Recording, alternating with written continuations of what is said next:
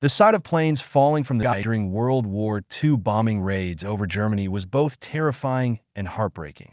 For the aircrews, it was the grim reality of their missions.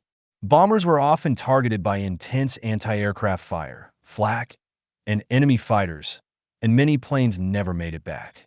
The high casualty rate and the trauma that came with watching fellow airmen fall from the sky painted a vivid picture of the brutal cost of war. The sky is a graveyard.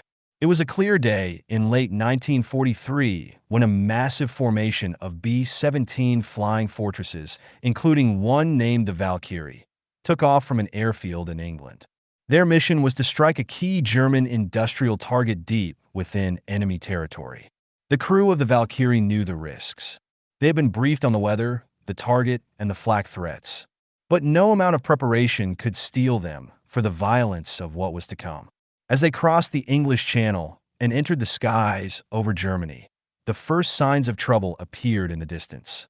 German anti-aircraft batteries, positioned strategically along the flight path, began firing. The horizon was suddenly filled with black smoke trails, and the air was alive with the sound of exploding shells. The Valkyrie and her crew pressed on, knowing that turning back was not an option. Their target was too important. Then, the bombers reached the target area, a network of factories producing vital war supplies. The flak intensified. The sky seemed to be exploding around them. Tracers arced through the air, and shells detonated in clouds of fiery smoke, the shockwaves shaking the aircraft. But it wasn't just the flak that threatened the bombers.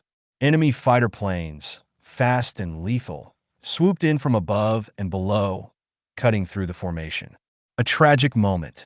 The Valkyrie was hit. A massive explosion tore through the tail section, and the bomber shuddered violently. The gunners and the crew were thrown into chaos. Fires erupted inside the fuselage.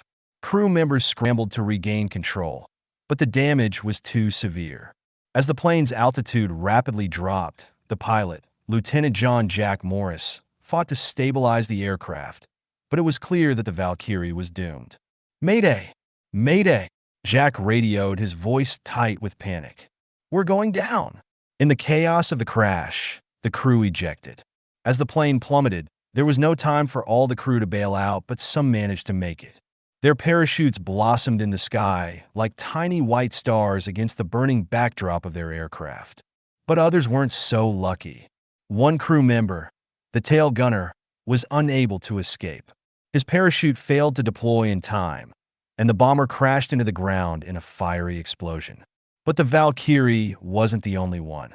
The skies over Germany were filled with the sound of falling bombers, B-17s, B-24s, and other aircraft from the formation. As each one was hit, the moment seemed to freeze in time. Explosions erupted as bombers disintegrated mid-air, pieces of wreckage scattering over the landscape. The crews of these planes, brave men and women, fought for survival, but many wouldn't make it back. One by one, the bombers started to fall, their wings torn apart by flak, their fuselages disintegrating under the barrage of enemy fire. The planes tumbled from the sky in a grotesque ballet of destruction. Some caught fire mid-air, creating a glowing inferno as they plummeted. The gunners, usually focused on their task of shooting down enemy aircraft, now found themselves helpless as their own comrades fell around them.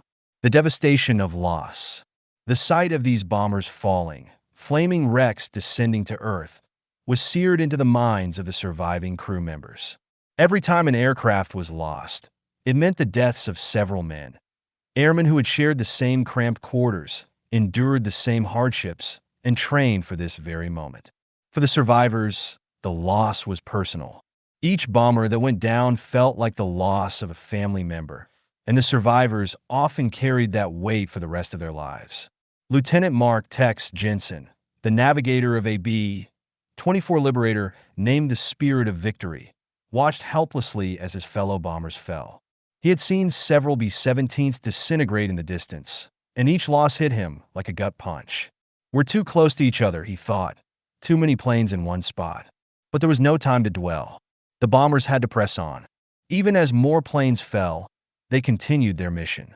With each passing minute, the stakes grew higher. Would they be the next to go down? As the formation made its way back over the English Channel after completing the bombing run, the toll was clear. Out of the 30 bombers that had taken off that morning, only 18 were still flying. Some were heavily damaged, barely making it back to base. The rest had fallen, leaving behind only charred wreckage and the memories of the men who had flown those planes. The aftermath. Back at base, the surviving crew members were met with solemn faces. They were lucky to be alive, but their thoughts were consumed by the men they had lost. The war effort demanded that they continue, that they fly again, but the cost was always at the forefront of their minds. The survivors of these bombing runs carried the ghosts of their fallen comrades with them, haunted by the memories of the planes that had fallen from the sky and the airmen who never came home. The stories of these fallen planes and their crews would become legends. Their sacrifices were part of a larger effort to defeat the Nazi regime. But for those who lived to tell the tale, the sight of those bombers falling from the sky would remain with them forever. A reminder of the brutal price of war and the courage of the men who gave everything for victory.